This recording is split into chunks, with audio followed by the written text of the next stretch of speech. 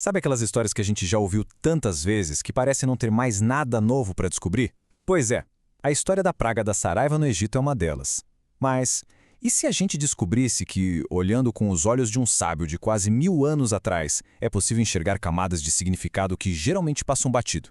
É exatamente isso que vamos fazer hoje, mergulhar fundo nessa passagem e desvendar alguns de seus segredos. E tudo começa assim, com essa promessa. E que promessa, hein? A escala aqui é épica. Uma chuva de granizo como nunca se viu. A ameaça é total. Dá pra sentir a tensão no ar, não dá? O palco tá montado para algo que vai literalmente abalar as estruturas do Egito. Ok, então, antes da gente começar a cavar fundo, vamos dar uma passada rápida pela história como a maioria das pessoas a conhece. Pensa nela como a primeira camada, a mais superficial. É aquela parte cheia de ação, de poder e de consequências bem devastadoras. Bora relembrar os pontos principais. Então a sequência dos fatos é essa aí. Parece bem direto, né? Primeiro aviso, aí o povo se divide, a tempestade cai com tudo e no fim o faraó parece que vai ceder. Parece até um roteiro de filme, bem simples. Só que não. É em cada uma dessas etapas que a gente vai encontrar as pistas, os detalhes escondidos. E olha que interessante, logo de cara a gente já vê uma rachadura no poder absoluto do faraó. A palavra de Moisés dividiu o reino. De um lado, uma galera que pensou, opa, melhor eu me cuidar, e correu para se proteger. Do outro, quem pagou para ver e ignorou o aviso. Isso é muito importante. Mostra que a mensagem divina já estava começando a furar a bolha, sabe? Mesmo entre os egípcios. Beleza, agora a coisa começa a ficar mais profunda. A gente vai parar de olhar só para o que aconteceu e começar a investigar como aconteceu. E a nossa chave, a nossa lupa, vai ser o olhar de um comentarista genial da Idade Média, o Rashi. É ele que vai nos guiar pela análise de uma única palavrinha. É isso. A primeira grande sacada está toda contida nesse verbo hebraico aí, mistaltel. A tradução que a gente costuma ver por aí, ela não chega nem perto da força que essa palavra tem. Então, fica a pergunta. O que de verdade o faraó estava fazendo com o povo? E é aí que o Rashi vem e, uau, ele mostra que não é só opressão. A palavra original, mistaltel, tem a ver com pisar em cima, calcar. Pensa num caminho de terra que se passa todo dia, de novo, sem nem perceber que se está pisando ali. É isso. É um desprezo tão grande que a crueldade se torna banal, um hábito. É uma desumanização total no nível mais profundo. Tudo bem? Essa foi a camada da linguagem. Já foi incrível, né? Mas agora a gente vai para um lugar que desafia a lógica, que desafia a física. O Rashi aponta para um detalhe na descrição da tempestade que é sobrenatural. É um detalhe que mostra qual era a verdadeira natureza daquele milagre. Pois é, o texto original lá em Êxodo descreve a cena de um jeito que dá um nó na cabeça. Não era só gelo caindo do céu, era granizo com fogo faiscando no meio do gelo.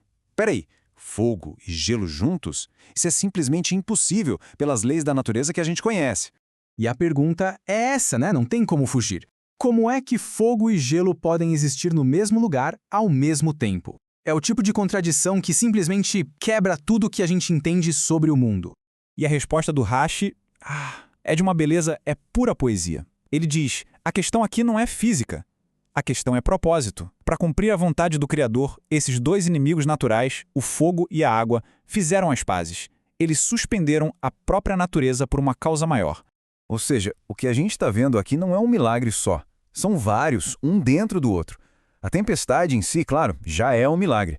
Mas o fato de fogo e gelo estarem juntos, em harmonia, isso é o que os comentaristas chamam de um milagre dentro do milagre. É como se fosse uma demonstração de poder em outra dimensão, num nível muito, muito mais profundo.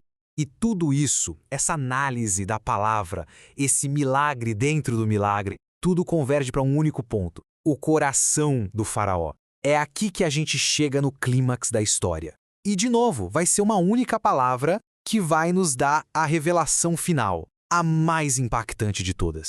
Imagina a cena. O reino está em ruínas, tudo destruído. Aí o faraó chama Moisés e fala as palavras que todo mundo queria ouvir. Desta vez eu pequei. Parece que finalmente a ficha caiu, né? Uma confissão que parece sincera. Mas Moisés, ele tem uma visão que vai além das palavras. Ele enxerga direto no coração do faraó e vê que é só fachada. E a resposta de Moisés é cirúrgica, é cortante. Ele basicamente diz, eu sei o que se passa aí dentro, com você e com a sua corte. E a chave de tudo, o segredo da revelação, está numa expressão minúscula, ainda não. É essa expressão que o Rashi vai usar para abrir o cadeado da alma do faraó. A palavra no hebraico original é terem. E, olha, ela poderia ser traduzida de jeitos diferentes. Mas o Rashi bate o pé numa tradução específica. Ainda não. Pode parecer só um detalhezinho, uma coisinha de nada, mas a diferença que isso faz para entender a história é gigantesca. Pensa só na diferença. É sutil, mas é tudo. Se Moisés tivesse dito que eles não temiam mais, isso quer dizer que em algum momento no passado eles temeram. Seria uma mudança. Mas quando ele diz que eles ainda não temem, ele está dizendo que esse temor nunca existiu. Não é que eles mudaram, é que eles sempre foram assim. É o caráter deles, imutável. E essa é a grande virada. O ponto central é esse. O arrependimento do faraó não é só falso, não é só teatro, é impossível. Porque a base para alguém se arrepender de verdade, que é o temor, o respeito, simplesmente não existe ali. Nunca existiu. A rebeldia dele é absoluta, total. E foi uma única palavra que abriu nossos olhos para a verdadeira natureza desse conflito. E tudo isso nos deixa com uma pergunta. Uma pergunta pesada que ecoa por milênios. Se um milagre dessa magnitude, fogo e gelo fazendo as pazes, não foi o suficiente para tocar um coração tão endurecido, então o que seria? O que é que realmente é preciso para transformar um coração de pedra? É uma questão que sai lá do Egito Antigo e vem parar direto no nosso colo, hoje.